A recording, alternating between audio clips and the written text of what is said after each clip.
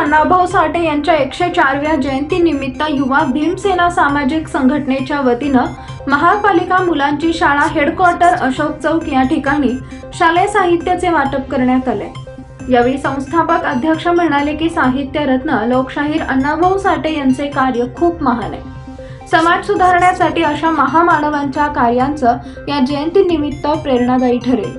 अशा या महामानवाच्या जयंतीनिमित्त सामाजिक कार्यक्रमाचं आयोजन केलंय। यावेळी प्रमुख उपस्थिती वीरेंद्र जाधव, विकास गायकवाड, मुस्ताक शेख, लिंगप्पा रामपुरे, स्वाती सुरवसे, कौसर शेख, रेश्मा शिंदे, भाग्यश्री गायकवाड, सुषमा जाधव, पुष्पा धसाडे, गीता पवार, विद्या पवार, कलीम शेख, किरण लंग शेट्टी, ज्ञानेश्वर पवार, सूरज तुप सुंदर, गीता जाधव।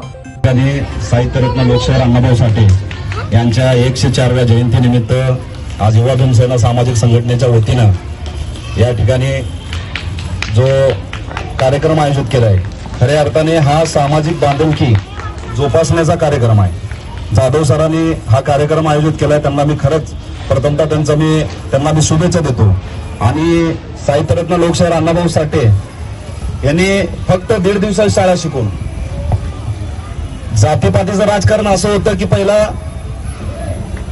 माणसाला माणूस समजत नव्हते, परंतु सर्व महामानवांनी डॉक्टर बाबासाहेब आंबेडकरांनी, छत्रपती शिवाजी महाराजांनी जातीपातीचं राजकारण तोडून याच्या पलीकडे आपण एक माणूस आहोत आणि माणसासारखं माणसाला जगण्याचा अधिकार मिळावं म्हणून प्रत्येकाने महामानवांनी प्रयत्न केलेला आहे। आणि तोच भाग म्हणून या ठिकाणी आज आपण विद्यार्थी, म्हणजे मी पण एक विद्यार्थी होऊन गेलो।